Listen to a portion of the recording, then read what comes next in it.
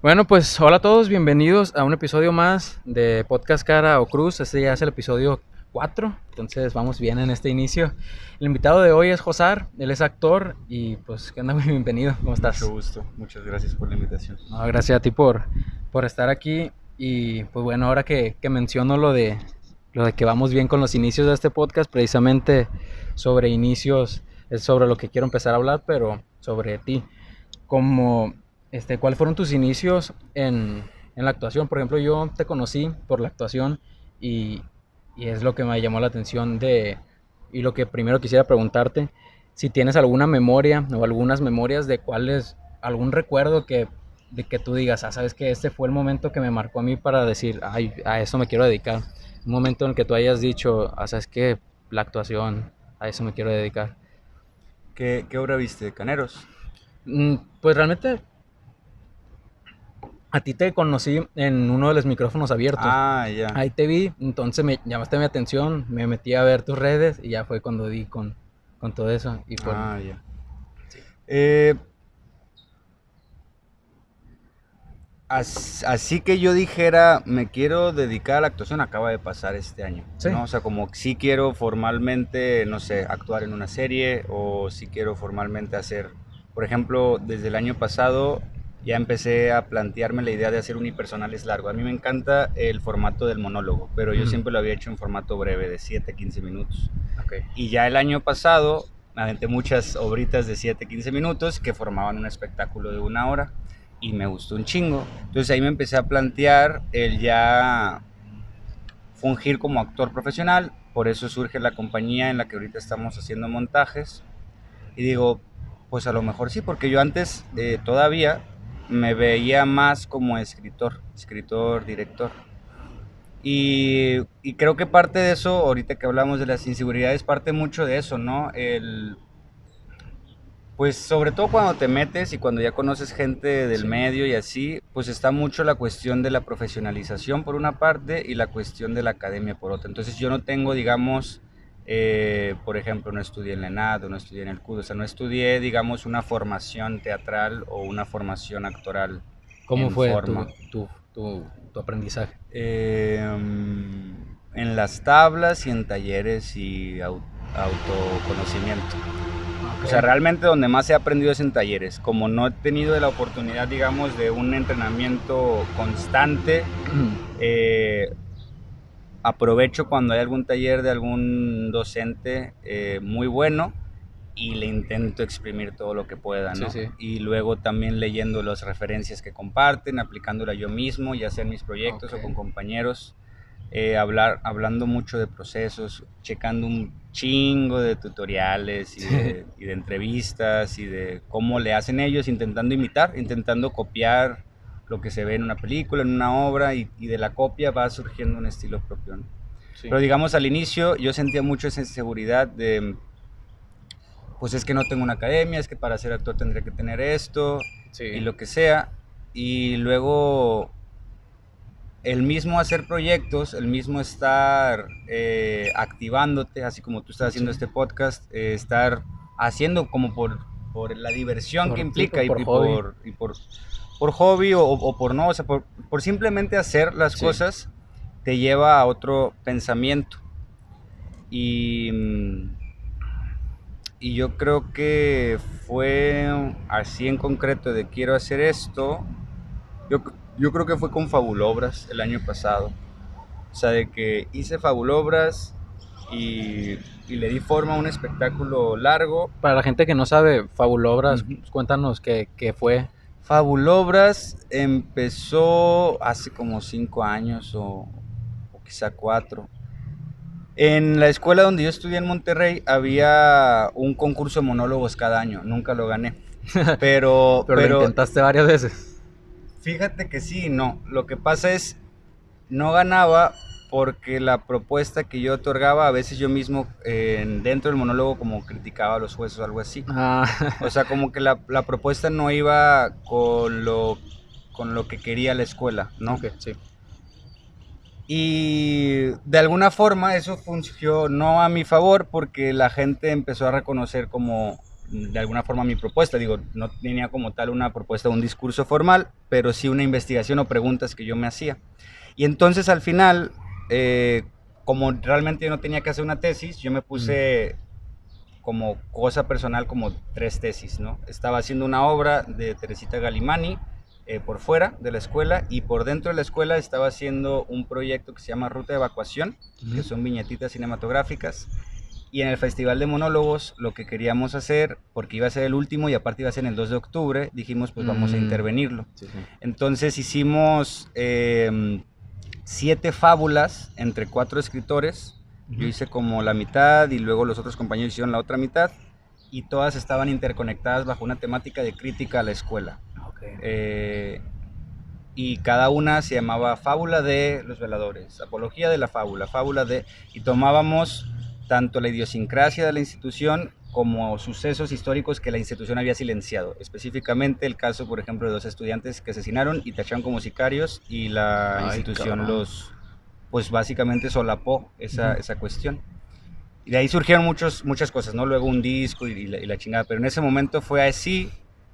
Y pues ahora sí que como de 10 elefantes que quedaban, de 9 monólogos que había en ese concurso, 7 eran nuestros, ¿no? Entonces literalmente parecía más un evento pues de apropiación de los estudiantes del concurso y del espacio para nosotros, y fue muy simbólico porque fue, yo creo que el concurso de monólogos más político, o en donde, o sea, había gente que salía y nos preguntaba, bueno, ¿qué hacemos? Pues yo no sé, o sea, nosotros estamos haciendo teatro, no estamos haciendo no estamos proponiendo ni mucho menos un cambio social, ¿no? Porque en ese mismo momento justo había mucha vena estudiantil queriendo cambiar las cosas, ¿no? Te estoy hablando del, pues estaba acaba de pasar el Yo Soy 132 y ese tipo de cosas.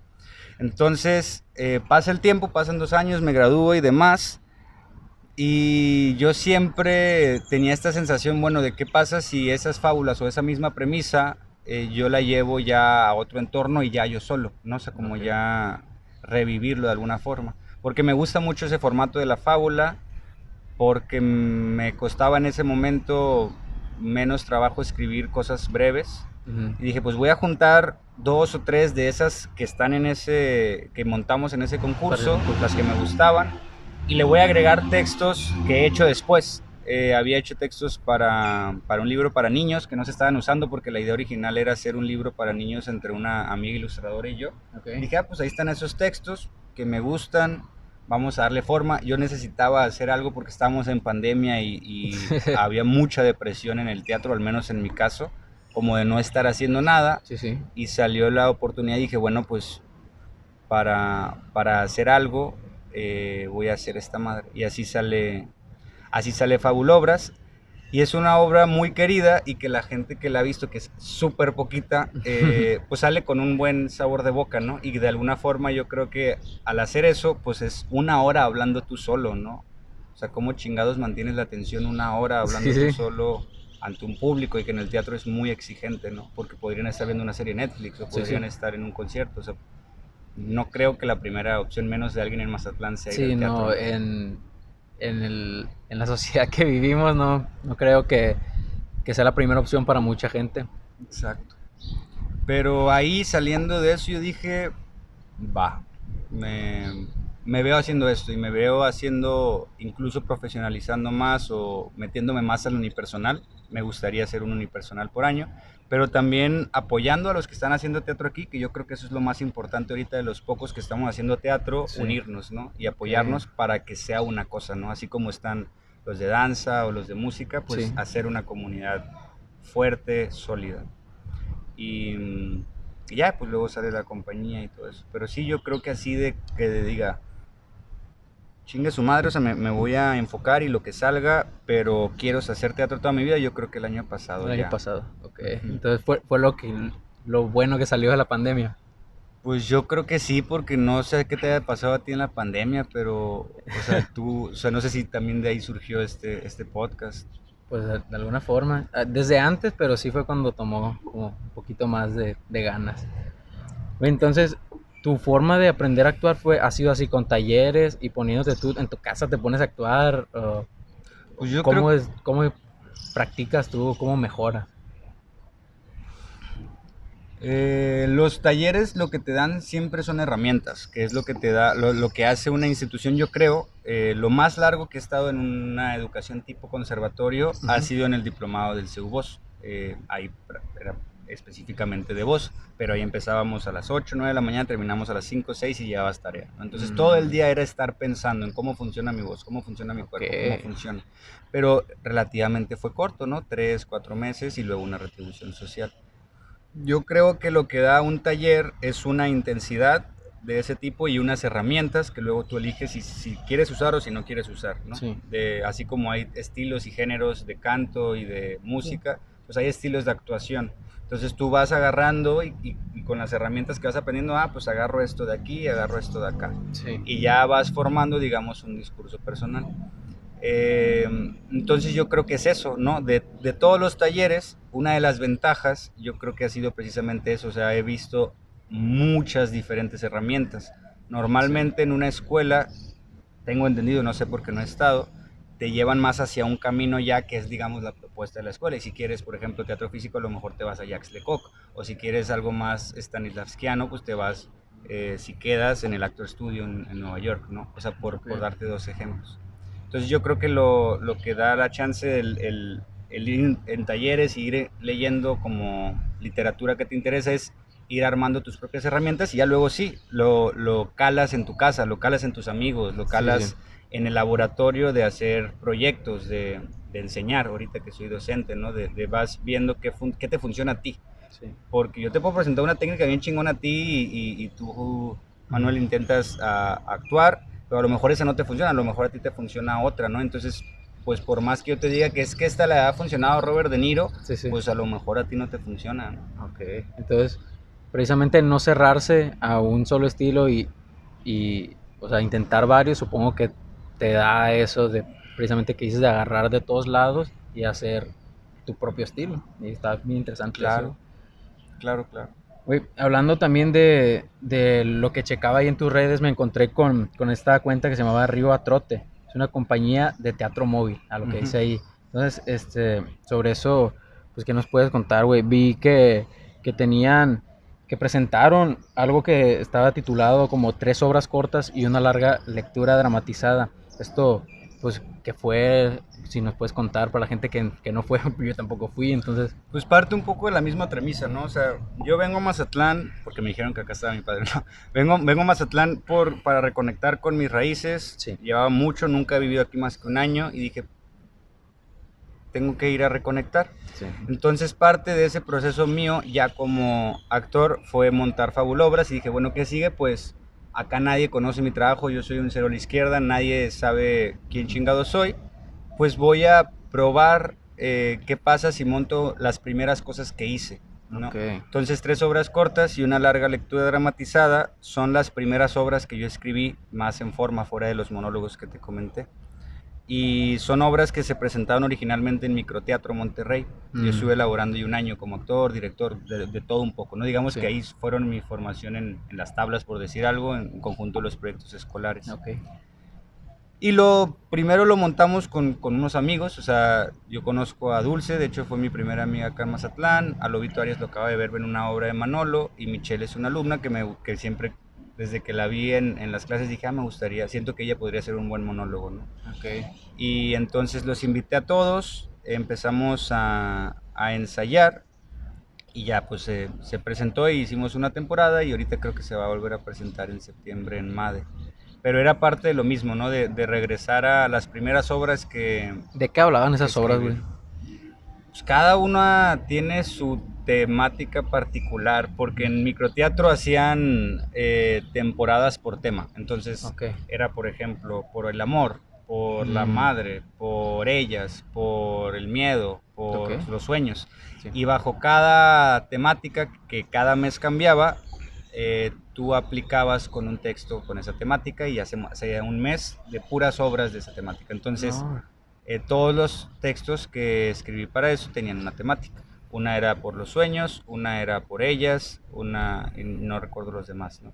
Pero entonces digamos que el punto de partida siempre fue el tema en su concepción original, pero acá al montarlos como un solo espectáculo fungía de alguna forma como una retrospectiva a nivel artístico y como una presentación como un tour de force, digamos, o como una introducción a más o menos por aquí va lo que queremos hacer con esta nueva compañía, a ver si les late y a ver Ok. qué pasa, ¿no? Eh, una de las, o sea, eran 3 obras entonces y la otra, la larga lectura dramatizada, veía que era algo llamado una nutria pariendo al amanecer o algo así, Ujú. ¿no? Y entonces realmente no encontré mucho sobre eso, pero no sé si estoy en lo correcto con lo que encontré. Según lo que vi, era creo que una obra hecha no sé dónde, por quién, pero que no tiene un final, ¿no? O me equivoco, o no tiene nada que ver lo que Pues encontré. yo creo que esa es de las obras más raras que he escrito. Lo que pasa es, en ese momento yo estaba muy metido con Alberto Villarreal y con el postdrama y con cosas así raras de hacia dónde estaba yendo el teatro en ese momento, ¿no? Tenía como 19, 20 años y es ese momento en donde según tú quieres estar en la vanguardia y cambiar como la manera. Entonces, también está muy metido con Heiner Müller y tenían mucho estos teatreros, digamos, esta idea de, pues, del postdrama o de lo antidramático o de lo no de una cuestión clásica, ¿no? Sí. Entonces este texto partía un poco desde ahí, desde el sentido del sinsentido, digamos, y Ah, la ok. premisa de esa obra, o digamos el sostén emocional, Ujú. era qué pasaría si la persona que yo quería mucho en ese momento, no me recuerdo si era mi novia o mi exnovia, qué pasaría si yo muriera, o sea, cómo reaccionaría ella ante Oh, mi muerte o ok. algo por el estilo. Entonces, ese digamos ese era el sostén emocional y la manera en lo que lo justificaba dramáticamente era reinterpretando Romeo y Julieta, ¿no? Que los dos se terminan suicidando por la muerte de ellos dos. Y el título, así totalmente asociación libre, ¿no? O sea, no lo pensé mucho, a veces se me ocurren títulos y dije, ah, pues este es el título. Pero lo chido de ese montaje, el original, en microteatro, fue precisamente con esto que quería experimentar. Es un texto altamente críptico y no... Sí tiene una evolución dramática, pero no es como tal, digamos, ah, este es el personaje, sino más bien es una serie de aforismos que Ujú. están interpretados bajo estas premisas. Entonces cada actor tenía, pues literalmente ahora sí que un playground, ¿no? Una serie de juegos, un poco parecido aquí, que tenemos las mesas y tenemos las resbaladillas, pues ahí teníamos un tablero que tenía en una caja arena, en otra aguas y en otra un espacio vacío. Tenías dos telones azules, tenías un pandero fosfo toda la iluminación era luz negra. Mm. Entonces, con esos objetos, yo te daba un manual de instrucciones que básicamente decían, haz con este texto lo que quieras y no consigas a ningún director. E invité a 20 actores y actrices a interpretar el texto y hacerlo propio. Entonces, a Ok. lo largo de la temporada, pues son 20 días de función. Sí. En esta obra en específico hubo 20 actores que dieron una interpretación diferente a la obra. Entonces, como quien dice, tuvimos 20 obras por el precio de una, ¿no? Sí, sí. Tú podías ver todas y cada trip era diferente. Había veces que incluso no decían una sola palabra del texto, ¿no? Ay, Hubo, güey. hubo actores que no dijeron ni una palabra del texto y que estaba bien porque era esa premisa, ¿no? O sea, Sí, sí. no necesariamente era una cuestión textocentrista, más bien el texto era un punto de partida. Había otros que decían tal cual y que incluso lo leyeron. Ok. Entonces tuviste, no sé, para mí fue muy rico en ese sentido. Y por una cuestión sentimental, quizá en ese momento yo dije, esta obra nunca se, como una estrategia de publicidad también, esta obra Sí. nunca se va a volver a representar mientras viva y la chingada. Entonces dije, bueno, pues como un poquito para ser coherente con eso, dije, ah, pues entonces la voy a leer, no la voy a interpretar y nadie la va a interpretar. Mm. Y esa obra es la que se leyó nada más. Ok. Güey, está interesante eso. A las personas que participaron, ¿tú las elegiste, hiciste un casting o cómo se dio? Originalmente me acuerdo que hasta quería que actuara Tenoch, pero y lo llegamos a considerar como, a ver, vamos a pagarle, porque lo que queríamos también era llenar más, o sea, digamos que esta es la parte de preguntas, pero al mismo tiempo eh, queríamos que viniera más gente al teatro. Sí, Entonces sí. también no es nada más, ah, yo me estaba en el trip, sino también estábamos buscando maneras más innovadoras de atraer gente, de generar un público. Sí, sí. ¿Y cómo hago cómo atraigo más público? ¿Cómo genero más audiencia? Pues 20 actores de una sola obra es mucho más interesante. O sea, si vas a un musical, una de las principales razones yo creo por la que vas, pues es sobre todo en las escuelas, es que hay un chingo de gente, entonces toda esa gente pues junta sus audiencias, sus familias, lo que sea, y termina yendo más gente. Sí. Entonces había una cuestión económica muy importante. Muchos de esas personas que participaban eran amigos, muchos eran actores profesionales que yo hice una tarea de ver a ver qué actores y actrices están aquí en Monterrey, que tengan una propuesta o que tengan una cierta trayectoria. Invité al más reconocido y más famoso a nivel Monterrey, hasta el más desconocido, o sea, no había un filtro en ese sentido, o sea, podía haber alguien que nunca hubiera actuado en su vida, que de hecho pasó, y podría haber alguien que llevaba años trabajando en tele, en teatro y así. Wow. Y realmente terminaron actuando pues los que se aventaron, ¿no? Pero sí, digamos que pues más de la necesidad, ojalá tuviera yo la oportunidad de, yo quiero que actúen eso, pues no, más bien era conseguir los 20, era la chamba, ¿no? Porque no tenías tanto tiempo para conseguirlos. Sí. Porque también estaba raro el trip, o sea, no estaba tan fácil que se animara la gente, ¿no? O sea, muchas veces ahí yo creo que está involucrado el ego o el, estoy en mi zona de confort actuando, porque estaba raro, o sea, está raro, un morro desconocido llegue y te diga, quieres montar esto, pero no vas a tener director, pero vas a, o sea, está raro. Está raro hasta cierto punto, pero fue muy gratificante como, sobre todo los que ya tenían mucha experiencia, pues también tenían un lenguaje, ¿no? Sí. O sea, alguien que va empezando, pues le vale verga y a como salga, ¿no? Sí, pero alguien que ya tiene experiencia está bien interesante cómo traduce algo de una nueva generación al lenguaje que él tiene y cómo se genera un híbrido mucho más rico que si cualquier joven lo hubiera dirigido, ¿no? Sí, no, y además puede que hubiera gente que ya tuviera experiencia, pero esa experiencia que fuera siempre actuando cosas que llevaran una dirección bien cuadrada, por así decirlo. Entonces también supongo que para ellos que llegara algo de que no estuviera como tal dirigido, sabes que métele tú, cámbialo y haz lo que quieras, también ha de haber sido para ellos salirse un poco de su zona de confort y está interesante. Muy vulnerable, o sea, yo creo que lo más bonito de ese proyecto en específico fue ver a las vulnerabilidades que se llegaban, ¿no? O sea, cuando la gente sí se metía, era de que, ay, güey, o sea, hubo casos, por ejemplo, en las que terminaba hablando de sus inseguridades propias, o hubo casos en los que hablaban de relaciones fallidas, o sea, como que le daban un giro muy personal, ¿no? También había excepciones que decían, no, yo no me meto a esta madre, pero sí fue más la gente que se aventó y se desnudó, no literalmente, sino metafóricamente en escena. Claro. Y eso era muy rico de ver,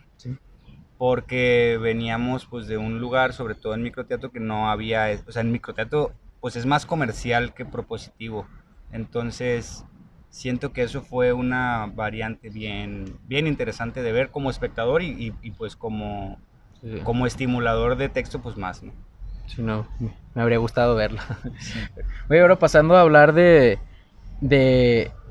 algo que a mí me llama la atención de los actores de teatro y que la verdad les reconozco mucho, y es el cómo transmitir tan bien las emociones teniendo tan limitados los recursos. Porque, por ejemplo, creo yo que en el cine las actuaciones, claro, tienen su mérito, pero están acompañados de todos esos otros recursos que ayudan a que se transmita mejor el mensaje, como los movimientos de cámara, las diferentes angulaciones, la banda sonora y los efectos de sonido que te ayudan a mejorar, pues junto con la actuación en conjunto, te ayudan a que el espectador sienta lo que tiene que sentir de acuerdo a la historia. Pero un actor de teatro no lo tiene así, tiene más limitados los recursos porque el espectador está sentado en un mismo lugar, desde un mismo ángulo, tienes más limitados todos esos recursos. Entonces, ¿qué tan cabrón está para un actor de teatro tener que, entonces, todo eso compensarlo, o sea, interpretando de mejor forma el mensaje o las emociones que tiene que transmitir su personaje, güey?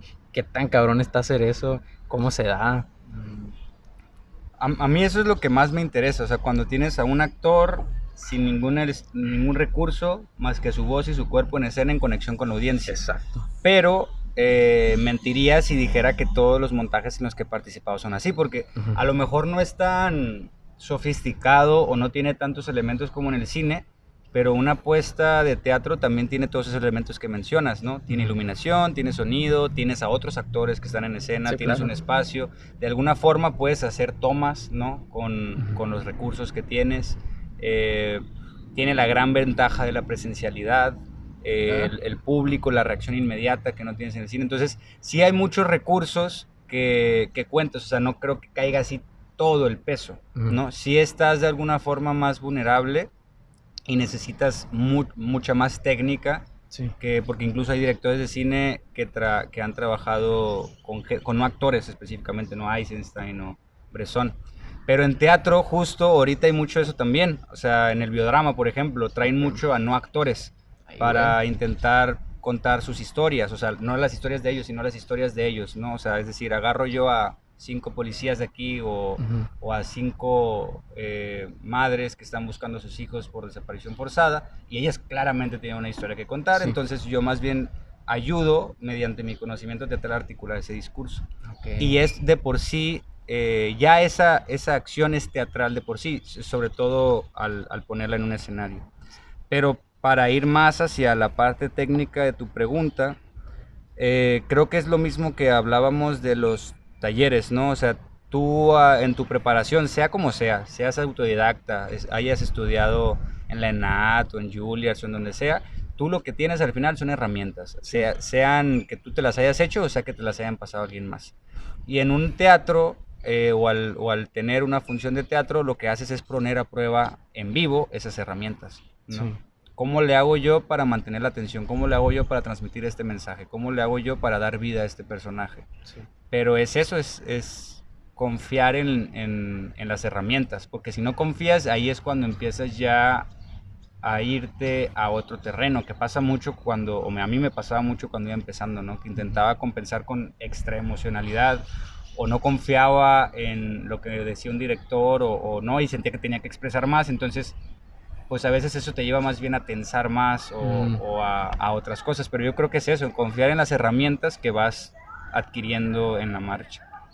Y otra duda que a mí me surge respecto a los actores es lo complicado de, por ejemplo, si tú estás pasando una situación feliz en tu vida y tienes que interpretar algo verdaderamente triste, ¿cómo haces para cambiar ese chip y meterte tanto en el personaje y transmitir bien esa emoción al espectador? Te voy a poner un ejemplo. Imagínate que antes de grabar este podcast tú te peleaste con alguien muy importante para ti, ¿no? Pues tú básicamente tienes dos opciones, ¿no? Me dices a mí que no nos conocíamos hasta ahorita. Sí. Oye, ¿sabes qué? Lo voy a tener que cancelar, me pasó un problema personal o ahorita no puedo, X razón. O puedo decir, chinga su madre, ya quedé, es algo que me gusta, Exacto. voy. Y no nos conocemos, posiblemente no vayas a hablar de eso, posiblemente te lo guardes, posiblemente lo procesas, te das una meditación o yo qué sé, ¿no? Pero Sí. básicamente son dos salidas, ¿no? O sea, encuentras cómo lidiar con eso y sacar algo que te gusta, que te apasiona y que amas adelante, o no puedes y lo haces. Yo siento que la escena de alguna forma es eso, ¿no? O sea, ahorita, ¿no? O sea, ahorita venía pues, de algo emocional previo y pues de alguna forma dije, no, pues que en esta entrevista voy a hacer eso. Yo siento que en una obra es lo mismo, o sea, tú dejas tu yo o lo que sea, la historia que te estás contando en pausa Sí. para atender algo, para concentrarte en algo que te apasiona para un tercero, porque nunca es para ti, ¿no? En este caso una audiencia. No, sí. Y creo que es esa entrega lo valioso, ¿no? El saber que no se trata de ti al final del día, ¿no? No se trata de cómo te sientas tú o si puedo, sino de cómo conecto algo que alguien escribió o que nos hemos puesto de acuerdo en hacer para entregarlo a un público y confiar en eso. O sea, yo creo que es la respuesta, quizás suene muy cheesy, pero es con amor. O sea, amar lo que haces, ¿no? Amar el trabajo, amar a algo que no sea a ti mismo.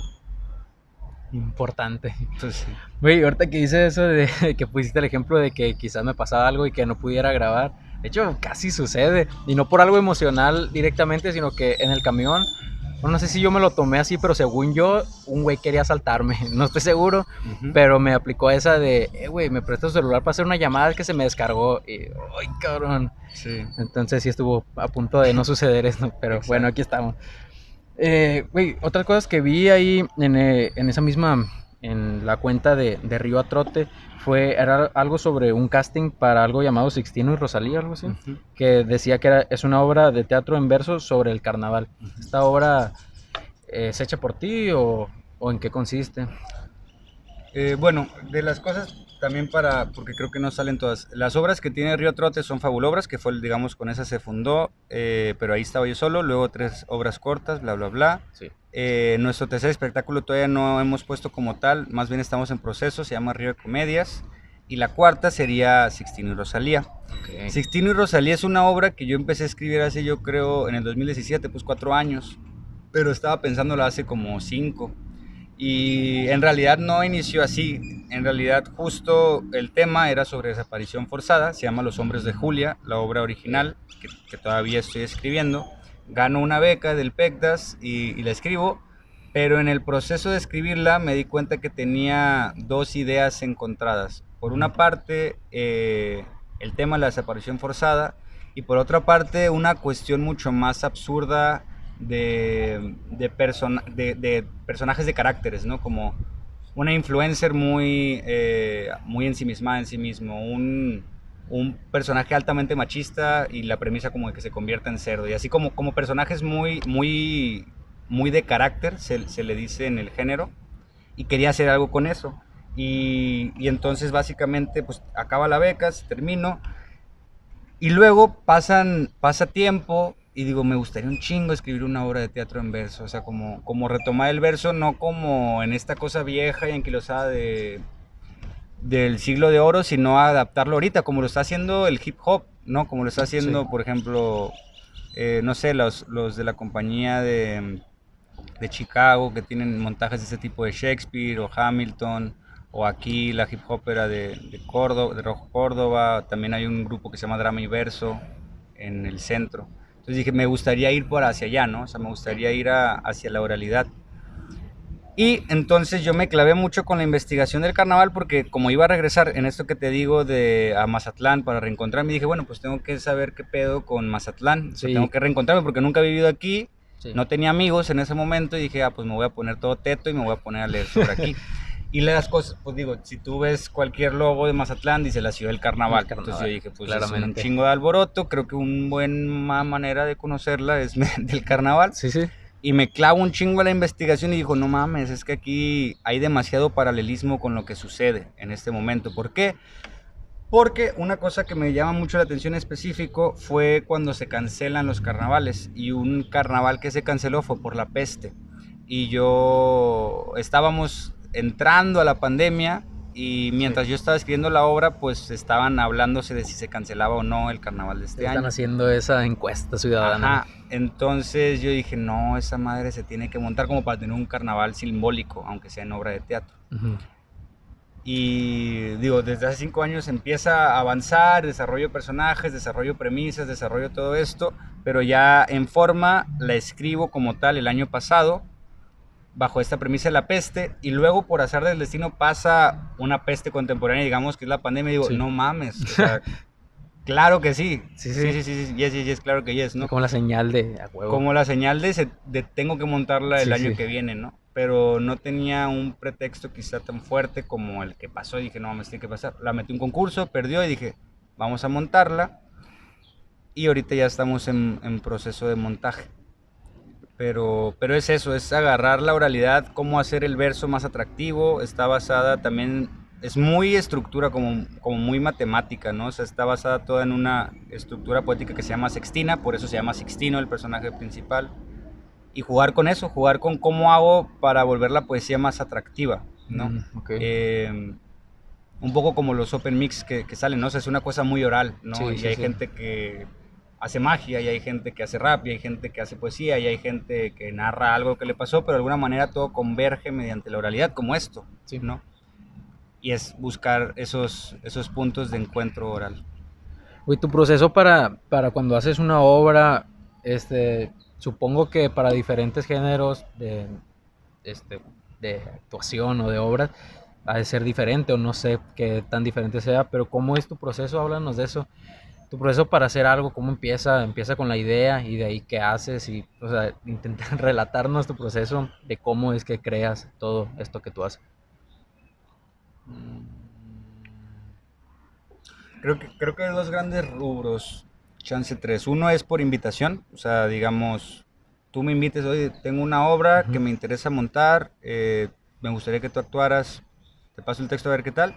Pues ahí realmente mi decisión es saber si quiero actuar esa Sí, si obra o te no. convence o no. Entonces, ahí por invitación realmente la propuesta va en otro sentido, pero Sí. en la respuesta que siento que tú estás más bien preguntando, tiene que ver con un espectáculo de cero. Ahí yo creo que tiene que ver de un interés y una curiosidad personal Ujú. que varía conforme. Y creo que el trabajo de uno es ser bien honesto consigo mismo y decir, ah, ahorita me interesa explorar esto.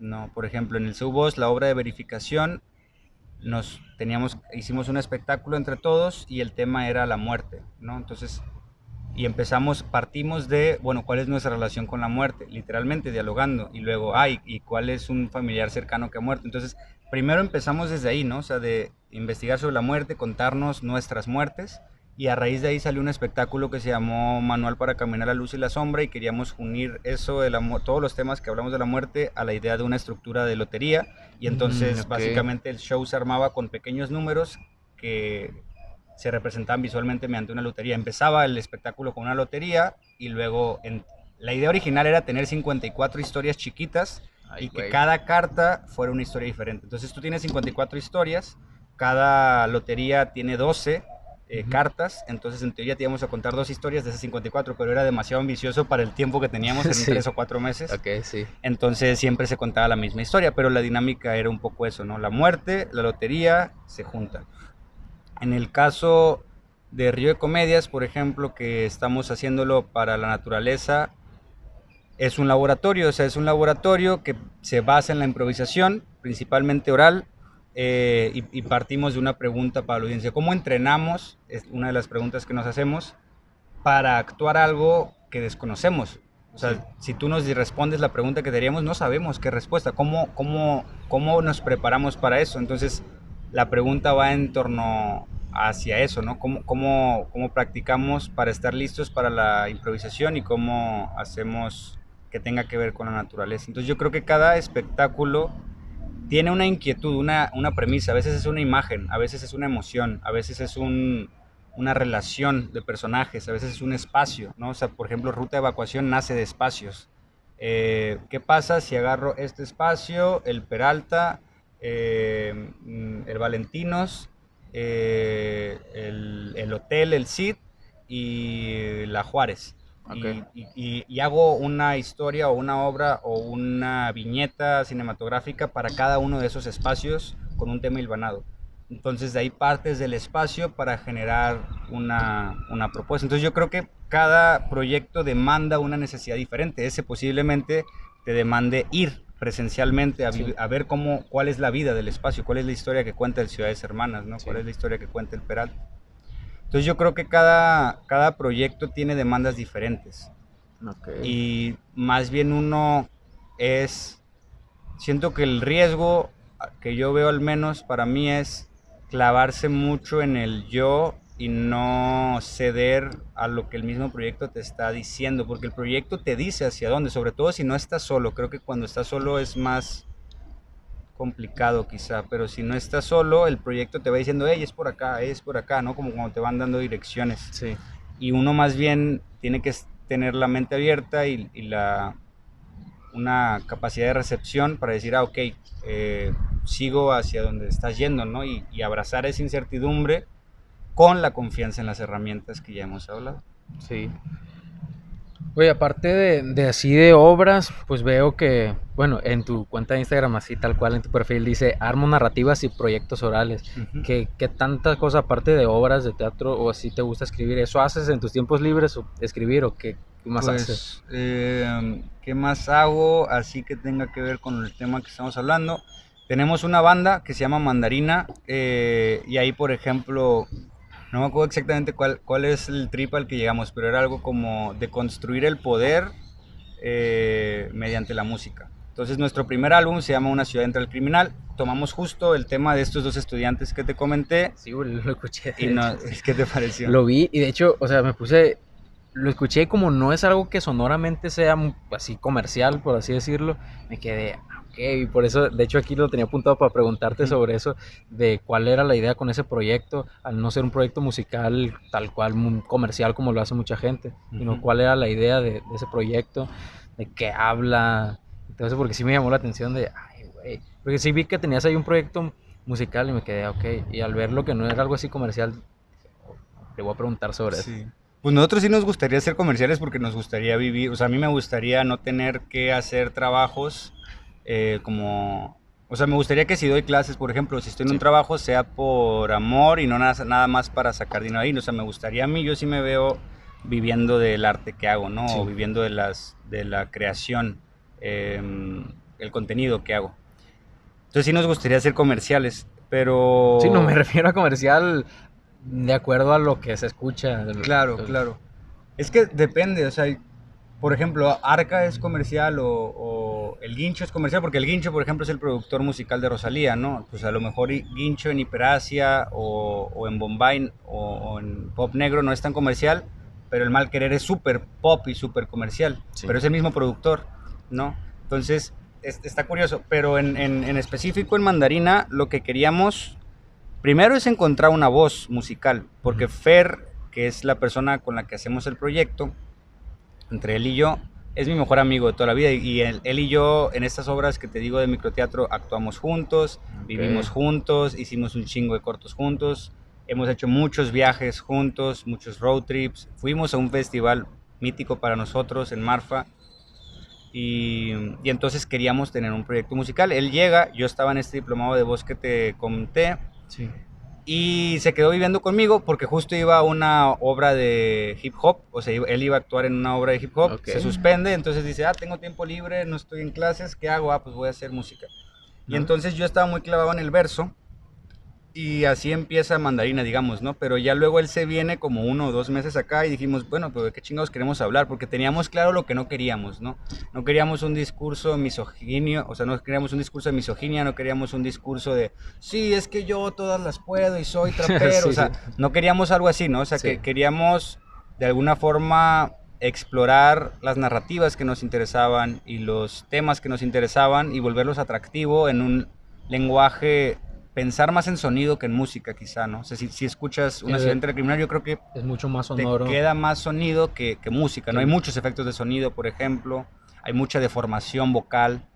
Sí, te queda más lo sonoro que lo lírico en realidad.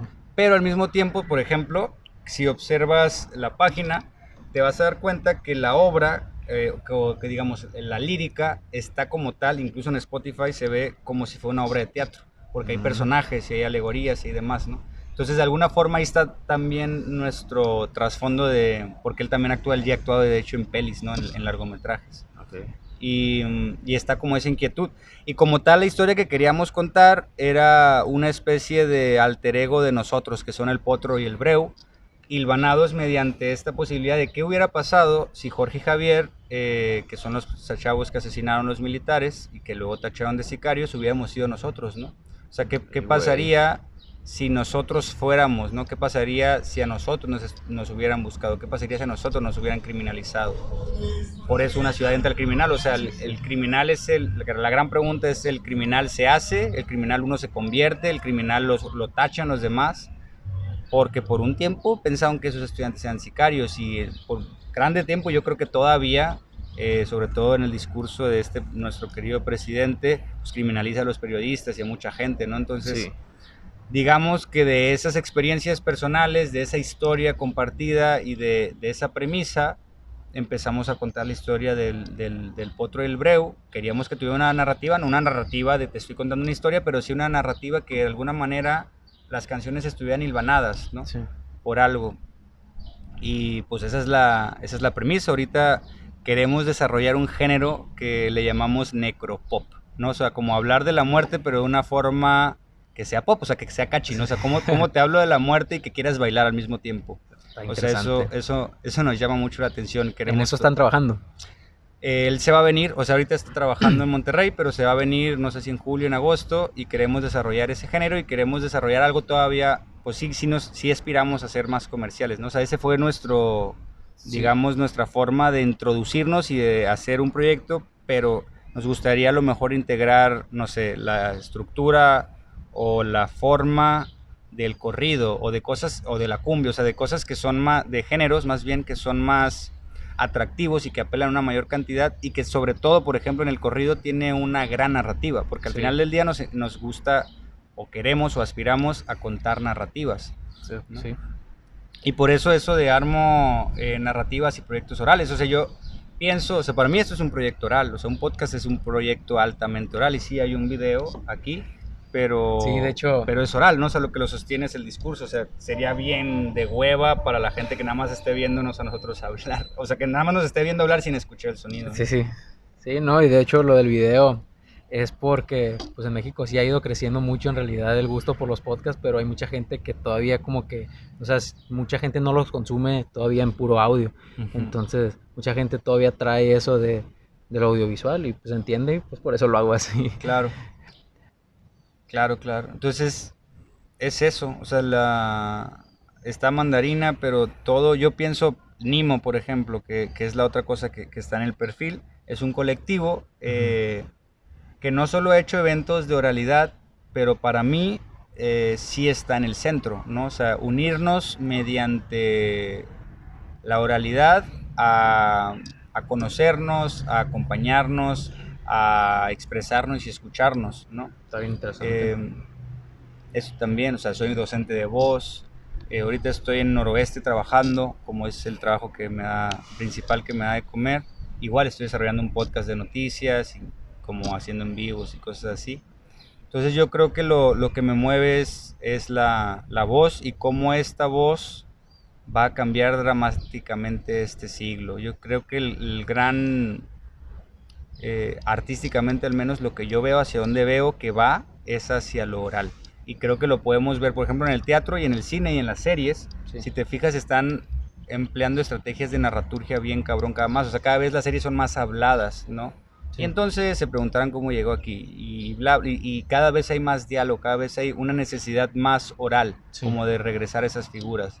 En el teatro, muchas de las propuestas más innovadoras que están sucediendo surgen o del diseño sonoro, o de la oralidad, o sea, o del rap, o del beatbox, o de cosas así. Sí, Porque está habiendo de la deformación, el autotune, por ejemplo, ¿no? O sea, sí, como que hay mucho juego ahorita con, con la oralidad, y siento que va... También ahorita ya tenemos más herramientas, por ejemplo, para ver el sonido, ¿no? O sea, ver las gráficas del sonido con los espectrogramas y con los waveforms y con los DOS de sonido. Entonces yo creo que todo eso lleva a otra meditación y a otra reflexión fonética, fonológica, y de relación con las ondas de nuestra voz y de todo lo que vibra en sonido, ¿no? bien interesante eso. Sobre la, bueno, para terminar también con lo de Mandarina, lo lírico lo hacen entre los dos o de eso te encargas tú, qué es lo que tú haces dentro de ese proyecto, cómo se dividen el trabajo. Fer estudió letras, entonces él también tiene mucho conocimiento Ujú. de letras, pero yo siento que ahorita lo que más aporto a Mandarina es la parte dramática, es decir, como de la historia que se cuenta.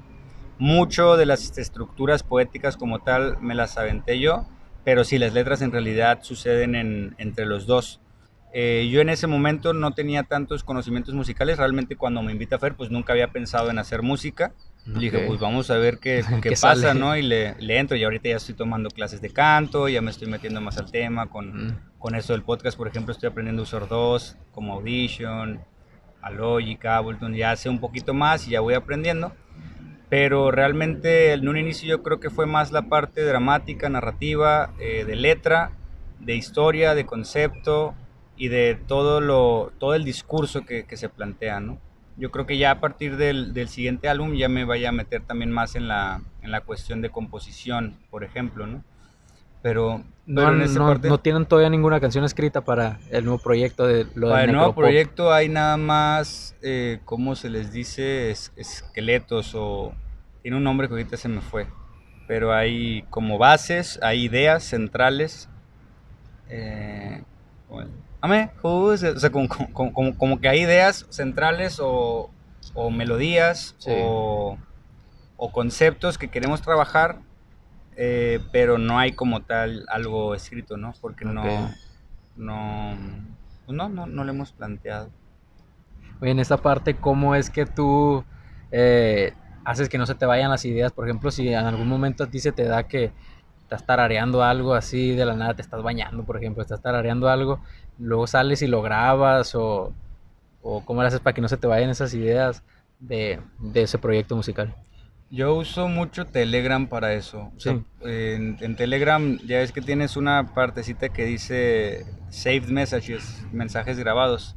Ahí de que si tengo una melodía o si tengo una idea, lo grabo para mantener eso, porque si lo escribo no vas a recordar como, sí, no. no, entonces sí. Entonces, normalmente lo grabo, a veces se lo mando el mismo Fer de alguna forma, y con Fer pasa eso, ¿no? O sea, en el álbum de Mandarina, en el álbum de Una ciudad entre el criminal, terminamos usando voice notes que originalmente no iban a estar, Ok, ¿no? Entonces él me mandó, o sea, decimos, es que al inicio le falta algo más true, le falta algo más vulnerable, le falta algo más. Y entonces, checando nuestra conversación, dije, güey, es este audio. O sea, este audio puede ir al inicio, pero realmente no hicimos ese audio pensando en eso, ¿no? O sea, ok. ese audio y varios audios que están ahí que manda él o me los manda a mí. Y en otra cuestión, ¿no? O sea, creo que uno de los que salen, por ejemplo, es cuando me dio dengue o algo así. Y como que me manda un mensaje, pero lo reinterpretas, lo resignificas y queda en la narrativa, ¿no? Ok, Y entonces, de alguna forma, nuestra conversación es un registro de eso. En mi caso personal, el Telegram. Y ya ideas más centrales o conceptos, yo creo que Drive o Docs. Y para inspiración como tal, yo creo que Pinterest, o sea, ahí vamos guardando ok. colores o formas o referentes, pero siempre nos estamos compartiendo playlists o escucha este artista o cosas así. Y ideas centrales, pues al final están registradas, ¿no? O sea, como el mismo hecho de platicarlas te van poniendo en una sintonía, ¿no? Y luego ir, por ejemplo, esto específico del necropop está muy untado de el periodismo, ¿no? El periodismo mexicano en específico, el periodismo del norte en específico, ¿no? Eh, o de literatura que nos gusta leer, que nos gusta consumir. Y ya de esa misma reflexión, pues tú vas agarrando cositas, pero sí, en la parte práctica, en mi caso, Telegram, nuestro WhatsApp, y ya a veces creo que sí tenemos un problema de registro. Por ejemplo, las letras de Mandarina estaban en papeles y no teníamos O sea, ninguna... no están en un cuaderno como tal. No estaban en un cuaderno y no teníamos aparte la computadora, o sea, se pudieron haber quemado, pasado algo y no las hubiéramos tenido, pues está Ay, como güey. muy ancestral. Pero ya ahorita están en un chingo de plataformas, está muy cabrón que se pierdan. Sí, ya. Pero, Sí, pero cuando nomás lo pero es tienes en eso. papel está ese riesgo de que se pierda y se fue la idea. Sí, sí, creo que es difícil porque también luego está lo opuesto. O sea, si grabas o si tienes documentado todo, luego el pedo es cómo encuentro lo que me llamó la atención de eso, ¿no? Sí. Porque también hubo momentos en donde intentamos grabarnos nuestras sesiones o, o registrarlo, pero luego te da hueva checar tanto material para Sí, encontrar sí, una sí. frase, ¿no? Es Entonces, verdad. pues no sé, es una negociación. Siento que es una negociación como de, a lo mejor en el proceso se te va una idea brillante, pero es preferible que se te vaya chance a estar una hora buscando. No sé, siento Vale la pena que va correr el riesgo. cediendo o negociando. Y al final pues sale lo que tenga que salir. Y volviendo a lo de a lo que tiene que ver con teatro, hablemos ahora un poco de la obra de Caneros, en la que Ujú. participaste. ¿Cómo fue que se dio tu participación? Para la gente que no sepa, también cuéntanos un poco de qué trata la obra. Y porque sí, yo estuve leyendo una nota sobre qué trataba, y por ahí checando, y la verdad que está bien interesante, pero mejor tú cuéntanos para que la gente sepa Todos mejor. somos caneros. No, pues Caneros es una obra que nace de la iniciativa del maestro Ramón Gómez Polo, que es mi jefe, es el director ahí de la Escuela de Teatro en el CMA. Él lleva muchos años trabajando con reos. Trabajó primero en Islas Marías, les impartía un taller de teatro y ahora acá en el Cerezo. Yo les di un taller en enero del año pasado, uno de los talleres de retribución del CEUBOS. Y básicamente la pregunta que él se hace es cuál es el poder transformador del arte. ¿no? O sea, Sí. el arte tiene, el teatro en específico, el arte en general y el teatro en específico tiene un poder transformador, o sea, como para cambiar vidas. Y bajo esa premisa da el taller y le genera preguntas, lleva mucho tiempo y Manolo, otro teatrero de por acá, saludos, creo que está en un taller el maestro Polo con él y empieza a bajar esta idea que ya tenía de hace mucho, ¿no? Sí. La escribe en chinga, porque pues Ya la experiencia. Sí, ya tiene el tema conocidísimo, ¿no? Imagínate, Sí, más de 10, 15 años, no sé cuánto tenga trabajando, pues lo bajó en chinga. Y al mismo tiempo quería trabajar con actores, con un actor en específico que es Luis Rábago, un actor conocido, sale en este de el Club de Cuervos y en otras cosas. Y hay un programa que se llama En Compañía de la Compañía, de la Compañía Nacional de Teatro. Okay. Entonces aplica ese programa con esta obra, queda, nos enseña a los actores de acá, que dos son alumnos, bueno, exalumnos, ya no les doy clase, y yo nos enseña el texto. Y ya, pues básicamente empezamos a montarlo por Zoom y lo presentamos Pues por hace como un Zoom mes. fue todo eso. Casi todo el proceso fue por Zoom. Ay, güey. Estuvo bien pesado porque estábamos en medio de una pandemia. En teoría esa madre se iba a presentar en octubre y se terminó presentando pues hasta el mes pasado. Sí, sí. Y ahorita vamos a ir a México a presentarlo a finales de mes, del 21 al 26, y en teoría se va a seguir moviendo. Pero habla pues de eso, del poder transformador del teatro en Reos. En Reos. No, o sea, la historia que narra es la salida, digamos, el punto en el que uno de los miembros del taller de teatro está a punto de salirse a regresar a su vida fuera de prisión. Y iba a decir que es Caneros, pero prefiero que no para que la vean. Creo que se va a presentar en el Festival Primavera. La pregunta es justa esa, ¿no? O sea, como, ¿qué pasa cuando ya estás más cómodo adentro de un sistema penitenciario que afuera? Porque a lo mejor afuera la debes, o porque a lo mejor afuera, si sales, te matan, como a muchos les sucede, ¿no? O sea, sí, que entraron en la vida criminal. Y trata de eso, de la vida de 5 personas en un grupo de teatro adentro de prisión. No tiene más ambición que esa y en ese sentido es muy humana y muy honesta y pues retrata las vidas de las personas que al final del día él fue su docente, ¿no? Y conocimos porque fuimos a la cárcel a conocer a... Sobre eso te iba a preguntar, güey, que si cómo fue eso de ir a la cárcel y conocer así de primera mano todo eso, de cómo vivían ellos eso. Estuvo muy impactante, o sea, para mí de verdad fue una de las experiencias más conmovedoras y transformadoras. Yo ya había entrado a esa cárcel, al Cerezo, porque te digo, yo les impartí un taller de voz, entonces yo de alguna forma había conocido a algunos de las personas en las que se inspiró el maestro Polo. Pero esta vez que fuimos fue diferente, porque nosotros llevamos ya como 6 meses montando esta obra, o 7, no sé. Sí. Y llegamos, entramos los 5 actores y el maestro Polo y unos acompañantes ahí de cultura que tomaron fotos. Y no bien entramos, nos llevan haz de cuenta así, adentro de prisión, pero sí, obviamente no se ve el mar. Pero en Islas Marías creo que sí se ve el mar. Sí, pero, sí. pero está algo así, ¿no? Como un parquecito que ellos adaptan como un teatro, en donde ahora dan las funciones. Y tienen su escenografía y todo. Hecha por ellos, todo. Hecha por ellos. Wow. Eso es lo cabrón, o sea, toda la escenografía que vimos en su propuesta de montaje de Caneros, ellos la hicieron, y la hicieron con los elementos que tienen adentro de la cárcel. Güey, ahí sí que tienen, de lo que hablamos hace rato, tener los recursos limitados, ahí sí, lo pero, tenían más, cabrón. Hay una cosa que a todos nos llamó la atención, por ejemplo, era un acordeón que estaba hecho con teclas de computadora. Ay, güey. Entonces tú dices, verga, o sea, uno se queja acá y que no tiene recursos afuera y la chingada, pero el ingenio y el valor, imagínate, porque no lo hicieron toda esa escenografía para esa obra, o sea, es escenografía acumulada a lo largo de su tiempo como grupo de teatro. O sea, tiene un valor simbólico y un valor emocional que nosotros nunca le fuéramos a llegar en ese sentido, ¿no? En el sentido, a lo mejor ellos no tienen esto que hablábamos hace rato, ¿no? La técnica o herramientas actorales tantos, ¿no? Porque sí tienen una técnica porque les ha dado clase Jorge Correa, una de las personas con más trayectoria en el teatro penitenciario, el maestro Polo. Sí, pero al estar ahí sí es de tener más limitada la posibilidad de pues de tener todas esas herramientas, de que te lleguen tantas Claro, herramientas o diferentes. partes desde otro lugar simplemente, o sea, la gente, Sí. ellos no quieren ser actores profesionales, o sea, ellos no quieren estar Exacto. montando Es obras. como un escape nomás Es, pues de lo que pues están sí, viviendo, ¿no? de alguna forma es, pues es un sentido, siento yo, ¿no? O sea, Sí. cada quien te podría decir una razón, o sea, porque ahí mismo nos dijeron, no, pues yo la neta estoy por, algunos están porque les va a dar puntos, como quien dice, para salir antes, Ok, otros sí. porque quieren aprender a hablar en público, otro a lo mejor sí dice, ¿sabes qué? Es que yo me veo haciendo teatro hasta saliendo, ¿no? Como es el caso muy afortunado de algunos de los de la prisión de Santa Rita, que es el proyecto de teatro penitenciario que tienen en el Foro Shakespeare en México, ¿no? Okay. Y de tantos otros de seguro.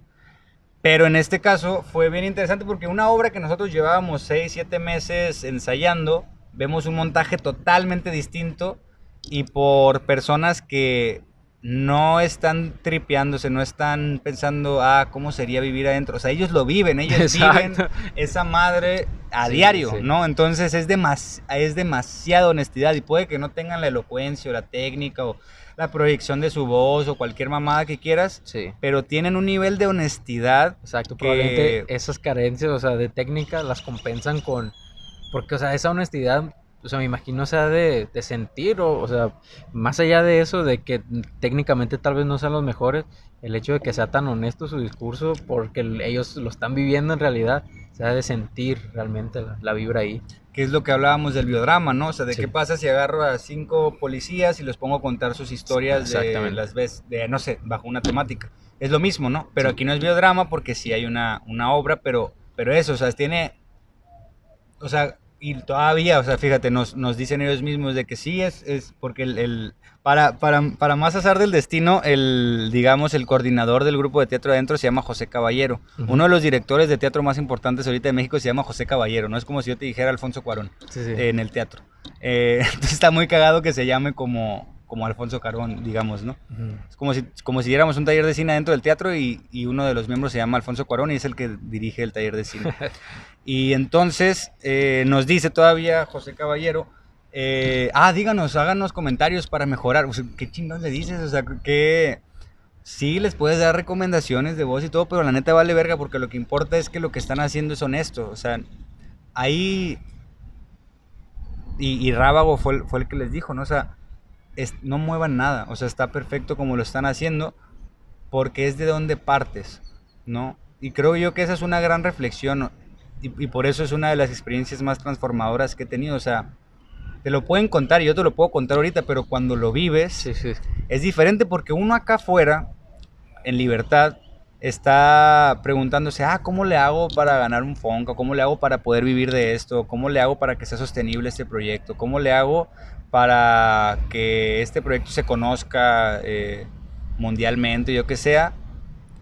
Pero si te quitas de todas esas cosas o si te quitas del ego y llegas al por qué lo estás haciendo, yo creo que llegas, afortunadamente, sí, con un poco de suerte y con mucho amor y dedicación a algo como lo que hicieron ellos en este caso, ¿no? A conectar y encontrar la belleza de lo simple y encontrar la belleza de, pues es que quiero hacer este proyecto y se acabó, me vale madre si voy a la muestra nacional, me vale madre si la presento más una vez, me vale, o sea, lo que me importa es hacerlo, ¿no?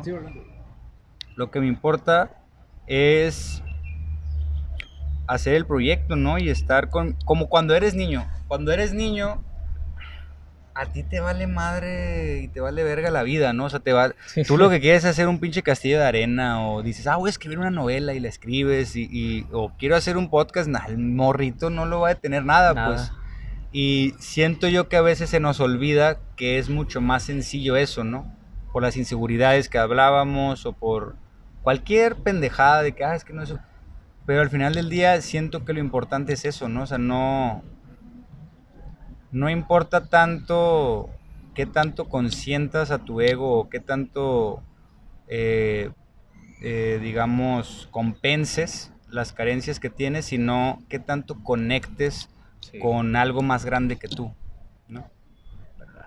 Güey, ir para allá y vivirlo, convivir con ellos, hablar con ellos. Bueno, no sé cómo era tu personaje, también nos puedes hablar un poco de eso, pero cómo también te ayudó a hablar con ellos a nutrir más tu personaje, pues para prepararlo, eso que viviste ahí, te ayudó a ti a ver otras cosas que tal vez no habías pensado en tu preparación para interpretar ese personaje, o cómo fue. Bueno, mi personaje se llama Sergio, le dicen Checo, es alguien que está en la dualidad entre yo fui un asco de persona o fui pues no sé, hice mucho daño, pero quiero cambiar. Sí. Entonces, quiero ser alguien, quiero tener una segunda oportunidad, es su dilema, pero al mismo tiempo tengo un pasado del cual no me puedo librar. Sí. ¿Cómo compenso estas dos cosas? ¿Es posible que sea diferente? ¿Hay un camino establecido hacia dónde voy? ¿No? O sea, Okay. y en ese sentido yo creo que todos podemos conectar, yo creo que todos podemos decir, a lo mejor alguien de 5 años no, pero ya que tienes más Sí. de 20 años, yo creo que Sí, todos ya. podemos decir, he hecho algo que me ha humillado, he hecho algo de lo que no estoy orgulloso, he hecho algo que ha lastimado a personas que amo. Sí. Y en ese sentido es donde encuentras la empatía, porque tú no puedes partir de juzgar a un personaje para interpretarlo, ¿no? Entonces, desde ahí, a mí, interpretar el personaje de Sergio es lo que me enseñó. ¿Y de qué forma cambió el ir a El Cerezo? Yo creo que te caiga el 20. O sea, a veces, pues uno es pendejo a veces, ¿no? Y no le cae el 20 hasta que lo ve, ¿no? Sí. O sea, porque ya sabíamos, ya teníamos el conocimiento, ya sabíamos que el maestro Polo había trabajado con estas personas, ya nos había contactado de alguna forma, ya habíamos tenido una plática con José Caballero, ya habíamos leído la obra, ya habíamos hecho todo eso, pero de alguna forma estar adentro de una prisión, que te muestren la misma obra montadas por ellos, que ya sabíamos que estaban haciendo, o sea, siento que uno no dimensiona a veces hasta que está ahí y dices, esto es lo que estoy haciendo, estoy contando las historias de estos cabrones que están aquí contando sus mismas historias, pero acá afuera, o sea, yo siento que es eso, o sea, te cae el 20 de lo que estás haciendo, ¿no? Y de el valor que tiene y de, no para que digas, entonces ya lo tengo que hacer perfecto, sino al revés, para que digas, vale verga, o sea, no importa que yo me luzca, o sea, al menos a mí, y yo siento que para nosotros cambió en ese sentido, o sea, para mí ya no se trató de mi personaje, sino de la atmósfera, sino de la comunicación y la relación entre todos, porque eso fue lo que yo vi, ¿no? O sea, nadie lucía, en su montaje, en su propuesta, nadie lucía la obra. Y creo que a veces es algo que los teatreros se nos olvida. Siempre tiene que lucir la obra. Sí. Y siempre tiene que lucir el mensaje, siempre tiene que lucir la historia que se cuenta, no un actor. Exacto. ¿No? Yo creo que en ese sentido, eso fue lo que cambió. Porque sí, en efecto, a raíz de ahí, también porque ya estábamos en ensayos presenciales, no por Zoom, Sí. ayudó a conectarnos todos un poco más, y yo creo que va a seguir avanzando en ese sentido cada vez que la presentemos, ¿no? Sí. Oye, hace rato nos hablabas de tu proceso para cuando escribes, y ahora me gustaría que nos platicaras de tu proceso para cuando actúas. ¿Cómo es? ¿Qué tanto ensayas? O sea, por ejemplo, me constaba que esta vez me imagino fue diferente, porque una etapa fue por Zoom, ya después pudieron llegar a lo presencial, pero ¿cómo es? O sea, en este caso, ¿cómo fue? Y ¿cómo es en otros casos cuando sí ha podido ser de inicio a fin presencial? ¿Cómo son los ensayos? ¿Qué tanto se ensaya? Pues todo ese proceso para llegar ya cuando se presenta la obra. Yo creo que igual cada proyecto y cada director o cada gente que coordina el proyecto te van dando una pauta, ¿no? Porque, no sé, no fue lo mismo trabajar con Eva que trabajar con Polo, que ahora va a ser trabajar con Manolo, ¿no? Sí. Entonces, cada quien te va diciendo por dónde, y es lo que te decía hace rato, ¿no? De yo digo, pues entonces me subo a tu tren y a ver qué pasa, ¿no? En la incertidumbre. Pero cuando es un caso como el del maestro Polo, en donde te da más libertad, está más cabrón, porque entonces te enfrentas contigo mismo en cómo yo resuelvo esto, cómo yo represento este personaje, y luego los otros actores, sin decirte, nada más por cómo ellos están abordando eso, también te van dando información. Sí. Entonces yo digo, bajo de tono, o a lo mejor esto no es gritando, o a lo mejor es más sutil por aquí, y ya, ¿no? Pero en específico para este personaje, para esta obra de Caneros, yo trabajé desde la tensión. Creo que tiene mucho que ver con el taller que les impartí. Era un taller de tensiones, de liberar las tensiones de la voz. Entonces yo partí literalmente primero de la voz porque era por Zoom, entonces era en lo que más nos podíamos enfocar. Sí. Primero entender, ¿no? Antes de cualquier cosa, entender qué chingados está diciendo la obra, qué chingados está diciendo el personaje, qué chingados está diciendo la circunstancia, qué está pasando aquí, o sea, cuál es la razón de ser de esta obra, por qué esta obra, ¿no? O sea, primero entender desde la curiosidad y la inocencia, ¿no? Una vez que entiendes, yo creo que ya hay que comprender, ¿no? Ok, la obra dice esto, ¿qué digo yo con la obra? Sí. Eso ya es diferente, ¿no? Porque ya uno se involucra, porque si nunca te involucras, pues creo yo que tu actuación no va a ser honesta, ¿no? Porque al final del día la obra te interpela. Entonces, algo tienes tú que decir con eso que se está diciendo. Sí, son caneros, pero ¿cuál es mi relación? O sea, ¿qué tengo que decir yo con esto que se está diciendo? Y ahí es cuando entra esta relación con, por ejemplo, como la que te decía, pues es que Sergio sí es así. Bueno, ¿y cuál es mi relación con eso? O sea, ¿de qué forma yo he hecho cosas en el pasado de las que ahora me gustaría otra oportunidad? Sí. Y entonces ahí ya dices, ah, ok, encuentro la empatía. Sí, sí, sí. Y ya después que entendiste y que comprendiste, yo creo que ya es cómo abordo esto que estoy comprendiendo, cómo me pregunto cosas para indagar más, cómo amplío, ¿no? O sea, siento que es como una toma, o sea, vas viendo, creo que cada vez con más definición. A lo mejor primero empiezas en 180 y si tienes suerte terminas viendo en 10K, ¿no? O sea, Sí, sí, sí. como que cada vez que tienes más información, cada ensayo, cada elemento de investigación que vas abordando, vas ampliando la imagen y viéndola con más definición. A través del cuerpo, a través de la voz, explorando tonalidades, explorando la rapidez con la que hablas, explorando qué elementos físicos, ¿no? Que parto de la tensión. Bueno, ¿en dónde están las tensiones de Sergio? Ah, pues le dieron una bala, o sea, le tiraron una bala y entonces tiene una herida en la boca. Ah, ok, entonces a lo mejor se va por acá. ¿De qué forma Ok. esto genera un desequilibrio en su cuerpo que lo quiere compensar? Ah, pues a lo mejor para compensar el balance siempre trae la mano acá y eso mismo tiene que ver con una relación del arma, que era sicario. Entonces, ahí Sí. vas tú solito Y, haciéndote güey. una historia Sí, sí. de balance, de contrabalance, y dices, ah, pues es alguien que ataca y es el rebelde del grupo y el que siempre está retando a la mamá, le dicen, al que cuida. Ah, pues a lo mejor siempre tiene la cabeza hacia adelante, ¿no? Y está como, ah, ¿con qué animal se puede parecer, no? Se Sí. recurre mucho a la bestia, ah, pues a lo mejor es como un lobo, ¿no? A lo mejor es como un león. Entonces, ahí vas agarrando de lo que sea, ¿no? O sea, yo te estoy hablando de mi narrativa, pero a lo mejor Alejandro, Luis o José Carlos o José, que son los otros actores, se fueron por otro camino. Yo me voy por ahí, yo me voy por cada cosa te va llevando la otra, ¿no? O sea, Sí. de la atención y luego una cosa y luego esto cómo lo construyo y luego cómo construyo esto con la oferta que me están diciendo, ¿no? Primero, a mí me gusta primero exagerar Ujú. para luego ir bajando, ¿no? O sea, si Sí. exagero mucho esto, ya luego lo puedo bajar, ¿no? Y se Ok. puede volver algo ya casi imperceptible.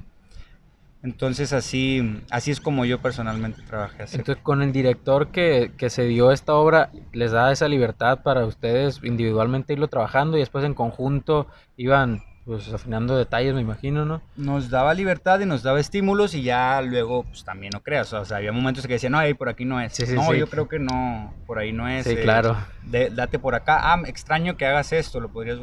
Y ya pues él va dirigiendo en su cabeza y nos va orientando hacia una meta en común.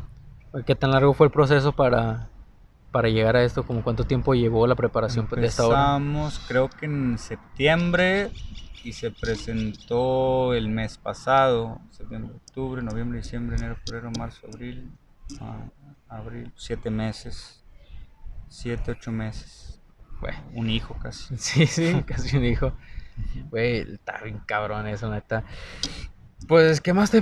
planes futuros, güey, que tengas, no sé, si más planes con el teatro, con cosas que estés escribiendo, para cosas, si te gustaría entrar, no sé, a cosas de cine, o sea, audiovisuales, no nomás de teatro, no sé, planes futuros que tengas, güey. Ahorita hay una serie que escribimos sobre influencers. Ok, Tenemos el piloto y tenemos una Biblia. Se supone que la próxima semana nos juntamos para ver qué pedo con eso.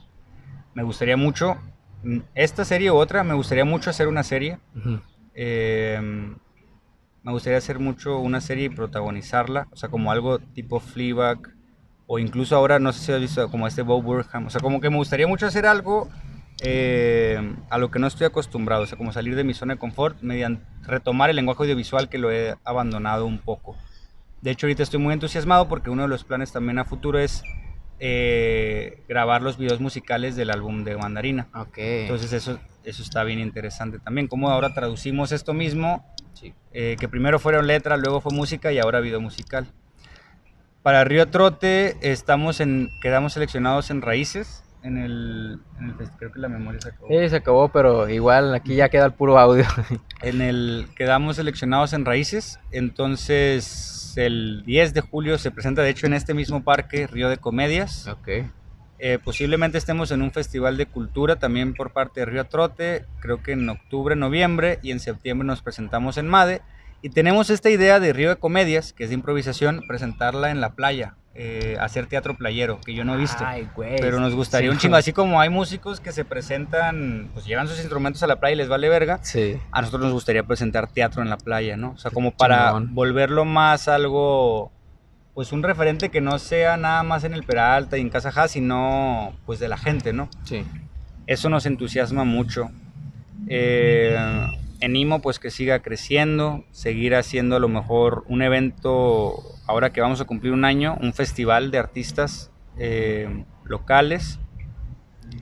En Mandarina hacer el segundo álbum, inspirado en esto que te hablo del necropop. A mí personalmente me gustaría hacer mucho un monólogo, otro unipersonal. No sé si sobre Mazatlán o sobre el machismo. Un hombre de cuidado podría ser, un libro de ensayos, pues un chingo de cosas, me falta vida y tiempo más bien. Sí, al parecer tiempo es lo que se necesita, ideas al parecer te sobran. Sí, ojalá uno tuviera más tiempo, más conocimiento. Güey, otra duda que me surgió ahí cuando mencionas lo de los videos del proyecto de Mandarina, la idea es que los videos tengan, o sea, visualmente tengan relación con lo que se diga líricamente en las canciones, o la idea es que los videos pues cuenten una historia completamente diferente a la letra. A mí me gustaría, que sí tenga una conexión, pero no una conexión literal. O sea, que no cuente tal cual lo que diga la canción. Yo siento, y se lo he dicho a Fer un chingo, siento que los videos van a hacer que Mandarina sea pop, o sea, que Mandarina sea comercial, y que esta impresión que mucha gente, no solamente tú tienes, sí, de es que es algo experimental, es que es algo extraño, es que es algo, sí. Siento que el video puede ayudar a decir, no, es cercano, porque eso es lo que pasa, o sea, normalmente lo que es vanguardia, o lo que es nuevo, lo que es extraño, lo que es diferente, primero empieza así, pero luego termina siendo popular, y termina siendo... Y también a la inversa, ¿no? Lo que es popular en un momento y luego termina siendo de arte, o... Ahorita el cine de oro es de arte, ¿no? Uh-huh. por la retrospectiva de cómo lo vemos hacia el pasado. Sí. Lo que antes era de arte o vanguardista, no sé, el dada, el surrealismo, ahorita ya es super mainstream, ¿no? Exacto. O sea, ya alguien que hace surrealismo no es transgresor. Uh-huh. Alguien que hace performance no es transgresor. Era transgresor en sus inicios, ¿no? Sí. Entonces nosotros pensamos, o yo pienso al menos, que haciendo videos que sean atractivos visualmente, que tengan una coreografía, o sea, que tengan todo el lenguaje pop, ¿no? Uh-huh. Que tengan el lenguaje de... Algo como lo que Germán Neuder te está haciendo, por ejemplo, sí. ¿no? Allá en Sonora, con Simpson a huevo en específico, y en general con sus videos, o sea, estás volviendo pop el norte, ¿no? Sí. Eso está bien interesante. ¿Y cómo traduzco esto para que sea más consumible? Y eso mismo, el video, siento que nos cambia la forma de consumir la música, ¿no? Sí, es verdad.